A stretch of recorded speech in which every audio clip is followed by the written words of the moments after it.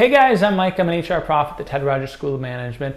In weekly videos, I talk about my old exam questions and their solutions to help students like you crush your HR exam. So if you are in HR, will be soon, or you just have a big HR exam coming up, hit subscribe, smash like, make sure the notification tab is turned on, and check out my weekly videos.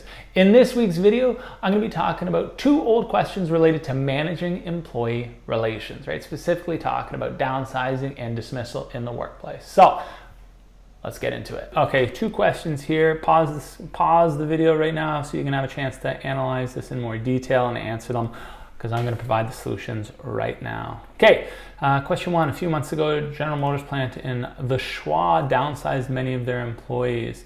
What is downsizing? Straight up definition. How does downsizing differ than layoffs? Downsizing is permanent, layoffs are temporary. Why do organizations downsize? Well, that's a whole bunch of reasons provided from the slides. Two implications on survivors, two implications of downsizing on survivors. This seems like a pretty straightforward question. Survivors are the people that remain after a downsizing episode. Victims are the individuals who are left. So the only trick to this one is really knowing the difference between survivors versus victims. Okay, doesn't seem too challenging. Let's dive into it. Okay, so here, what is downsizing? It's looking for a straight up definition.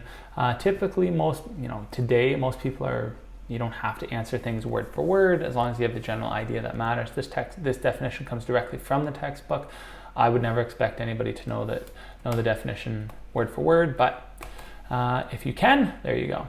How does downsizing differ than layoffs? Okay, so difference between downsizing and layoffs, as I mentioned, downsizing is permanent change, permanent structural change to an organization. You're terminating typically a large group of employees with no intention on bringing them back.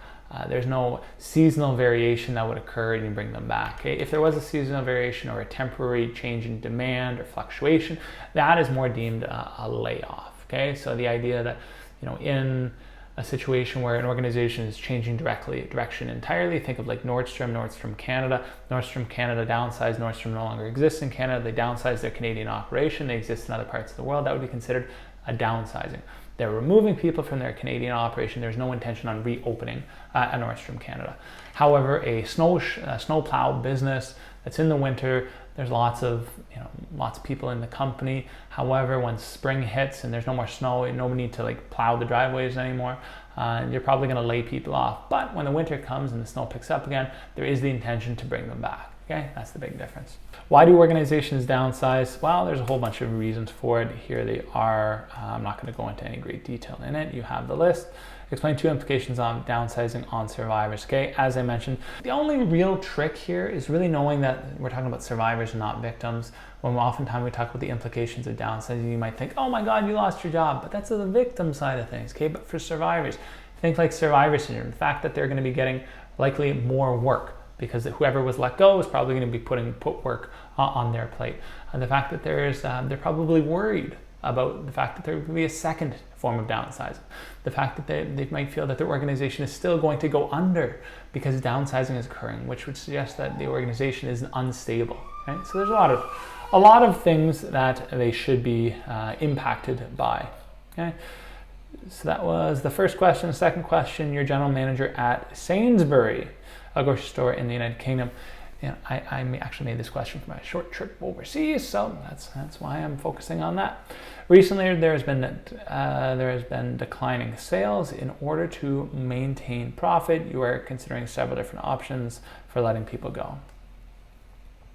Okay, doesn't seem to be anything too challenging, crazy about this. Describe each of these forms of involuntary turnover. So it sounds like a straight up definition of each, 2 marks each. Doesn't seem too challenging. Which of these approaches to involuntary turnover would you use and why? Okay, so that one sounds a little bit more interesting because you're explaining your rationale for, okay, you have to lay off a bunch of people. There's not really a lot of information provided in the case in terms of the number of people. There's been declining sales. Doesn't really say whether it's seasonal because it's not a touristy time or not like Christmas season or so you're gonna have to infer a little bit and explain a rationale for why you're doing what, because the information is not provided in the mini case or the question. But regardless, let's do the part A first, which is straight up definitions. And my definitions that I provided are not very good. Okay, so termination, okay, when you're termination. Typically in class when we talk about termination, you're terminating one person and it refers to a just cause termination. Again, that just cause isn't like, oh, why are you terminating? Not just cause. No, there was a just cause. There was a causality that led to why somebody was terminated, okay? There was a just cause for the termination, okay? Somebody messed up and you get terminated, okay? So that's the one piece. Second piece is downsizing. Again, like I mentioned in the other class, downsizing is a permanent structural change to the organization. Layoff is a temporary change to the number of employees in the organization. There is an intent to bring people back as with the seasonal variation or with when the market demand increases again. Okay, now let's jump into like the actual kind of cool part to this question. You're trying to figure out which of these would you use or why. Okay, so first off, you can use layoffs or downsizing. I would not talk, did I say anything about, no, I don't say anything about termination. You wouldn't use termination because, well, nobody's messing up, or at least there's no reflection on somebody messing up. So there's not a just cause termination. So you wouldn't just terminate a bunch of people, we wouldn't just terminate somebody for that. No, that's silly. So you could talk about layoffs or downsizing. It really depends on whether you think the declining sales are going to increase again. And just like I've written here, if you think employees will be rehired, then go with layoffs. Are the layoffs temporary? Is your decline in sales temporary? Will it go back up? That's essentially what you're limited to talk about from the question. Or if you think it's a systemic issue, the sales are never going to go up because you have a new grocery store moving in right next door, more people are shopping online. If you think the issue is systemic, then go with downsizing, okay? Straightforward questions for these, nothing too out of the usual, out of the ordinary for that. All right, guys, that's it. That is my video on downsizing and layoffs. If you found this video helpful or want to learn more tips on how to crush your HR exam questions, hit subscribe, smash the like, make sure the notification tab is turned on, and check out my weekly videos. Until then, take care.